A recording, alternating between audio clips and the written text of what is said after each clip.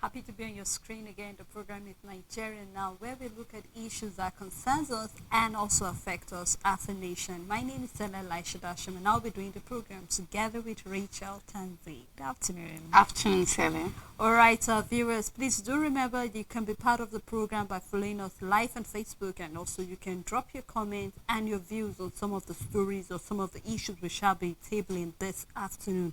And you will recall that yesterday we actually brought to you the concerns that a lot of people have been expressing concerning 3 months after, and then there have been nothing coming from the federal government. And just while this concern was being tabled, we've seen that the president during the summit actually came out to say the fact that the scheme that's talking about the student loan scheme will be starting from January, Rachel. And it was seems more like it was well timed, because just when the concern was coming was when the president actually said the fact that this scheme will be starting from January, because quite a number of things need to be put in place so that immediately the scheme start rolling out, we will not see lapses coming up like other policies or other things that were being introduced, and then to some extent the government was unable to sustain it. But we have seen that the government are willing, and the president have come out categorically to say the fact that this scheme will be rolling from January. We are not sure or certain whether it's starting from first week of January or ending January. But the government, that is the president, have come out to say that from January this scheme will be rolling. So I think to some large extent, a lot of people will be excited, because he said he doesn't want a situation where we will have the educational sector suffering or students being at home because of strike or one thing or the other. So I think I express so much delight and happiness the fact that the president have come out to say that he is working this out. The committee that have been said are still trying to put one or two things together to be sure that from January this scheme will roll out without any excuses whatsoever. I mean, Sally, the president is the head of Nigeria, therefore he has ears on ground. He listens to news also. He knows what is happening in the country, and of course he also reads the paper as well as permits or allow some news to be on the papers, and therefore it's just basic information all around. So it's not surprising that the president have come out to talk about the concerns that were raised yesterday concerning the student loan, knowing that September, schools have resumed, registrations are ongoing, fees have been hiked, and a lot of students are finding it difficult. We're seeing statistics showing that enrollment is low for tertiary institutions because of school fees and all of that. So it's only normal for the president to come out and address the concerns of Nigeria, because you publicly said that there will be loans for students. Therefore, you need to come out also and clear the air concerning why it is taking a very long period of time. But then I believe what the president heard, or when you listen to the people you act, is now giving a time frame that is workable, because we hammered on the fact that yes, the student loan is doable.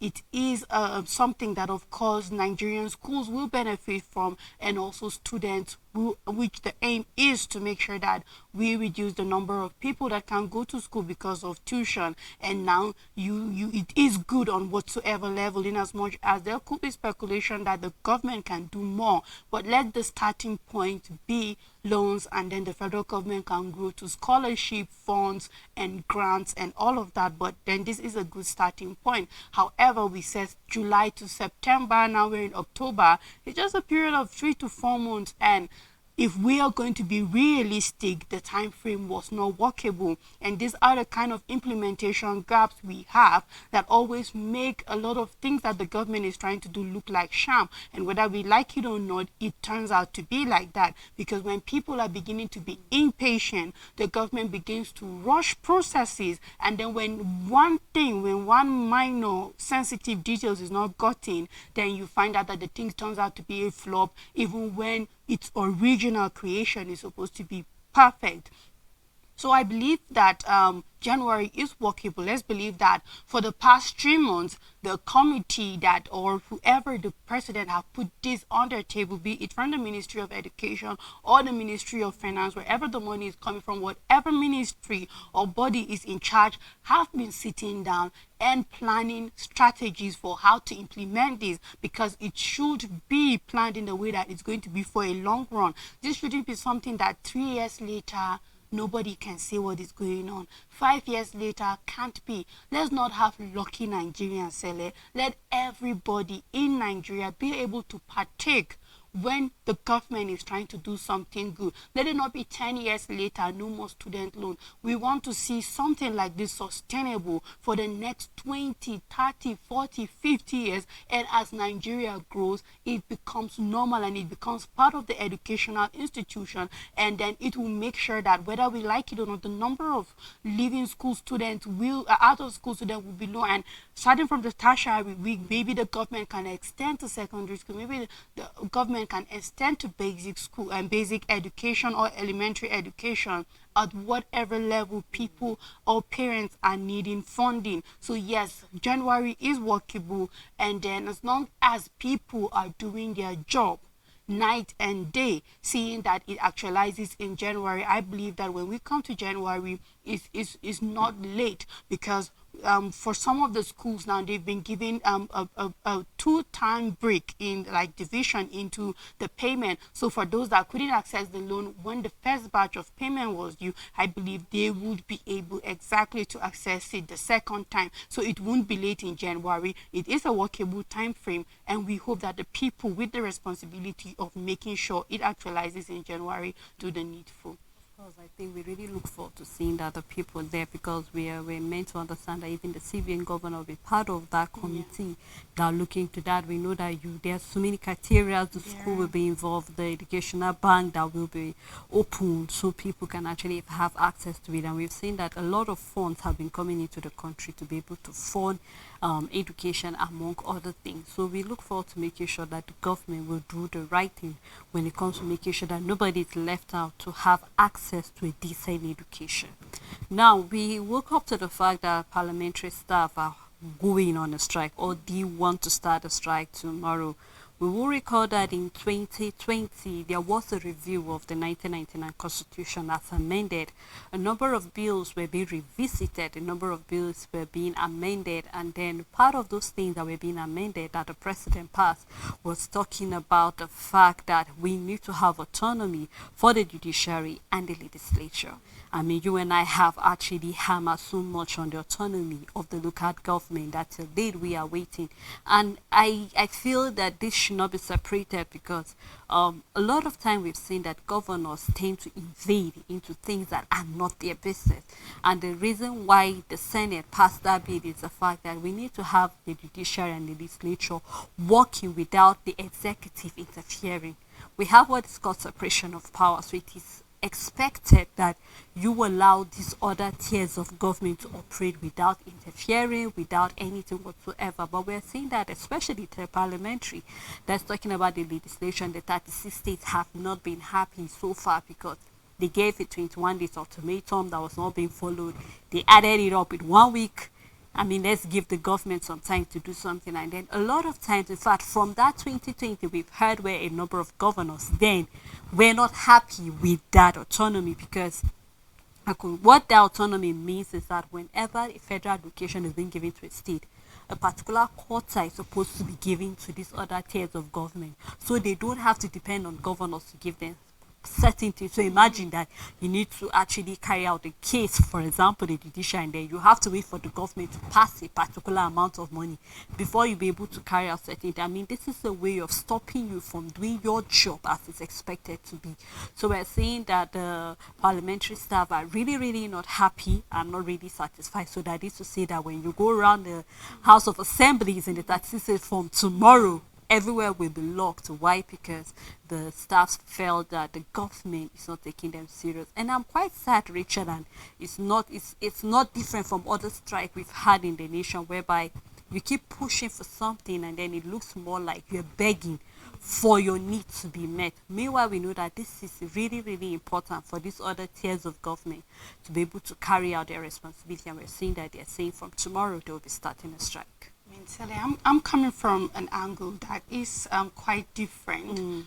I believe that we have a system of governance, and we have the tiers of government, we have the arms of government, we have federal government, state government, and the local government. I believe that whatsoever the local government should have autonomy, the same way the state government does have autonomy and the same way the federal government has that, I believe that these three tiers of government should be able to function separately so that we can have development to the grassroots. However, when it comes to the executive, the legislative, and then the judiciary, what should be there is separation of power, what they can do and what they cannot do. But they are moving for autonomy when it comes to financing specifically. And then I believe that this is where there's going to be a lot of contradiction. Now, the local government can move for autonomy because you know what? The local government has the capacity to generate revenue if given the opportunity. They will have the capacity to generate revenue. Same for the state government, and we are seeing that at the federal government level. But for the State House of Assemblies, this is constituency, not longer at the federal level like we have in the Senate and then the Federal House of Representatives, but now coming down to the state level. These are people that also solely depend from allocations from the state government to be able to function in their constituency. Do they need autonomy when it comes to their finances? Not necessarily. But do they need autonomy in making decisions and being able to carry out the activities of where their jurisdiction is? I believe yes. Because whether we like it or not, if everybody should have autonomy when it comes to financing, then you should also be at the position of generating revenue. And until we see such coming from lawmakers at the state level, doing that at their constituency level, I believe they, to a large extent, they have no business asking for such autonomy, because it's only going to make the cost of governance cumbersome, whether we like it or not, because now the state government will have to start looking at an allocation that will make people independent, and then it's only going to make running governance in a state more expensive, because the demand is going to be high. Is going to be high when you want to give autonomy, whereas it's different at the local government level, because when you are able to give local government full control of their finances, they have the capacity to be able to generate revenue. When the local government have better roads, it means there is more access to farms, to businesses. When they have a better healthcare sector, it means that people will go in there for health, and then eventually these hospitals can start generating revenue because the standard of healthcare giving is good. And same for schools. By the time we start having more pupils enrolled, because there is availability of schools in a local government area, then with time the government can start seeing profit even from school, because yes, school fees might be subsidized, the fees of education might be subsidized, but the government at that level will be able to start seeing subsequently some kind of revenue. And by the time they are able to create roads to farms, by the time there is a road channel, businesses will be able to flourish at the local government area, not unless you are in the capital city of a certain state. So these are the things that need to be looked into, whether we like it or not. And this most of these state house members have constituency that still are together with these local government areas and all of that. So maybe there should be more of a synergy with work, rather than thinking of a financial autonomy, because it's just going to keep making the cost of governance bigger and bigger and bigger, and we are trying to bring it low, cut down. Exactly. I'm not trying to fault our constitution, but really the more we see how we've been amending our constitution, you just see some irregularities that will just keep giving problems at the long run. It's just going to, so we need an overall of our constitution, selling not amendment, because some of these amendments they might look good, but at the long run you will see that it's going to exactly, and the problem that it will cause would have been better if it was left how it was. But then let's see how the government of Nigeria, let's see how state governments take this letter coming from this organization to the governor of the governors forums and all of that. Yeah, Yes, Rachel, I get the point you're coming from, and sometimes the amendment of some of our constitution, we get to wonder why certain parts. But then at this point in time, we know that running the cost of governance sometimes is very, very important that we sit down and we evaluate how much is the state generating as for like revenue, and then the legislative are not even asking for revenue coming from the state, but rather we're talking about the federal allocation coming to the state. Now, I'm coming from the point that I get your point, and to some large extent, a lot of states do not generate enough. So the little that comes in from the federal, from the federal, from the state, from the state level, or the federal government rather, you begin to wonder, okay, this little that's been given to the state, how can we channel it? Because we know a number of states that generate maybe 800 million or even less because of they do not have so much. But then it is important that sometimes these governors, and that is why I keep using separation of power, you know where your powers. Exactly. And over the time, we are having, rather than having synergy, we are having all of these tiers of government standing separately. It's because some of these governors have decided to frustrate the effort of these other tiers of government. You could imagine when you need a particular money to actually file a case or do certain things. Richard, you need to take a look at some of our judiciary. Like, you will weep for them. You begin to wonder, are you really sure this person is working with it? Because they look very tattered. Or maybe you go to some of our legislation, then you realize that a number of things need to be done, but are not done. Why? Because the governors tend to behave like lords in their state. So some large extent, if only we will have the synergy, just like you are saying, because whether we like it or not, right now, if you want to debate it and say who should be giving the total autonomy as it is right now, the local government need it, just like you said, because they can generate their fund. We know the other ones cannot generate any allocation whatsoever. So we are looking forward to that synergy, as we see right now. They have already said it because they have been given that autonomy already from the state. So the governors at this point in time do not even have a case to fight them, because there was a time frame that was given to them to make sure that all of this other, either the local government is on their own, give them the financial autonomy that they need, and the judiciary and the legislative also need financial autonomy. I mean, let's take a look at our House of Assemblies over there. We spoke about the case of the 360 SUV cars. So you could imagine, looking at the money that was going to be used for that, a number of things will have been, you channel that money into one or two things, and then Nigeria will be fixed. So right now, let's just wait and see what the parliamentary staff will do about it. They have shown the National Assembly telling them not to go. So let's wait and see whether the strike will go tomorrow or there will be an emergency meeting before tomorrow. Now let's round it up with going to the issue of going to Ogun State, where we've seen that Deleke have suspended government officials from, traveling for any other thing or going abroad. And a number of people will be sad because, I mean, these are people who really wanted to live luxurious life. Permit me to use that word, Rachel. And then we're saying that the governor is saying, looking at a lot of things that are happening, there are a lot of infrastructure that need to come into the state. We're talking about schools, we're talking about road, we're talking about hospitals, we're talking about quite a number of infrastructure that need to come in. And meanwhile, a lot of governors are trying to put one or two together to make sure that they have enough to actually budget for 2024. And then here we're seeing the governor in his own way, and if you ask me, I think it's the right way, in the right direction as it is presently, because the number of things are not moving well. And he have, will I say, not really, he didn't really, force them, but more like pleading with their conscience and the fact that for right now, until further notice for this year, nobody is leaving the country.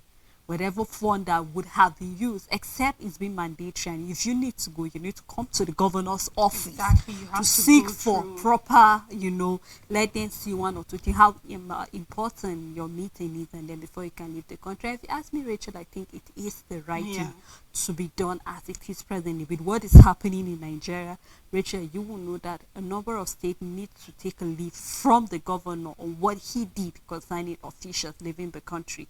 And I think it's high time the number of states also do the right thing. And Stella, this was at the medium-term expenditure framework meeting they had, where you look into the finances of the state, see what you can afford, what you can at a particular time, and then you cease, because he told them it's for the year 2023. We have bad lucks, we have the revenue we have currently in the state is not even enough just for running some offices and all of that. So why can't we stay put so far? Let's see how the remaining 2 months of the year 2023 goes. Hopefully when we're able to have a balance by the year 2024, where there is a plan to put in 100 billion naira into the economy of the state, then we can start seeing where, of course, it don't look like under my administration you didn't get to enjoy the state cake and all of that. And then I'm seeing a government that, trust me, wants to go somewhere when it comes to the growth of a state. And I don't feel that kind of thing coming from the federal government of Nigeria. We've together with the Ministry of Finance, the office, budget office, the debt management office, when they had the meeting for this medium term expenditure framework looking at the year 2024 to 2026, seeing all the deficit, and yet we still have a government, a federal government, willing to spend billions on SUV looking at our deficit. We have a government willing to borrow to cancel deficit, or come looking at the market within the economy to be able to fund the deficit, when you are having a lot of economic chaos and literally putting yourself in a position that is nearly impossible for what you want to do. And then I wonder, like, what is the difference? This is where I believe that we are seeing selfless actions coming from Adeleke, from Ogun State, from the government there, and saying, you know what, we need to put certain things in place. It's not like we're not going to have benefits coming to us, but anything that will amount to costs that are very high at the moment, we are not going to do it. And I am hoping to see many states that are in debt, many states that are generating nothing much, many states that allocation won't do them much from the federal government, should sit down and start saying, what are the things we're going to cut down? What are the things we're going to curtail? Because he made mention of having any, if you have any international meeting, you can have it on Zoom or on Skype. If you don't have to be present there, you can do this. Let's wait and see how the year 2024 will be, what we'll be able to generate and fix, and then we take a step forward. In a country where states are having trillions of deficit and not able to pay arrears of pensioners, not able to pay gratuities, owing workers salaries for months, I believe you don't have to wait till you see a governor do certain things to follow. You're supposed to have had that plan already. It doesn't take anything from you. It doesn't make you any less of a leader. It just shows that you want to see growth and you're willing to go extra mile to be able to do it. I hope to see this even at the federal government level. I hope to see this with our executive. I hope to see it with every other person being able to do it when it comes to leadership and cutting down the cost of governance. Because honestly, Rachel, you took the words out of my mouth, because we see governors willing to go all out to make sure that their states are growing. These are governors who came in and met empty treasury. There was no money whatsoever. So they have to start sourcing for funds to pay salary, arrears of pensions, and there are quite a number of things actually on their table. So I think that, just like I said initially, that governors need to do the right thing. Just like you added, not just governors of other states, but even the federal government. Let's take a look at what do we have? What do you need to cut down the cost? I mean, just like we said about our members of the House, whereby, I mean, you already have cars. So why do you need SUV of about 155 million naira? I mean, that money, you could give it to a child somewhere in the rural area to fund his education from primary, even up to tertiary institution. That money will be enough. So we look forward to seeing more leaders, more selfless leaders. I mean, this is one out of, we had a fact, I've seen another governor who was even reminded that he has not collected salary. He said, I don't even need the salary. You can use it because there are other pressing need on the ground. So I'm really happy, Rachel, that we're here to do this together, and I hope we'll do it again tomorrow. Thank you so much for doing this with me. And to our viewers and supporters, thank you for keeping the day with us on Nigeria Now. Not to be come again. Do have a blessed day ahead.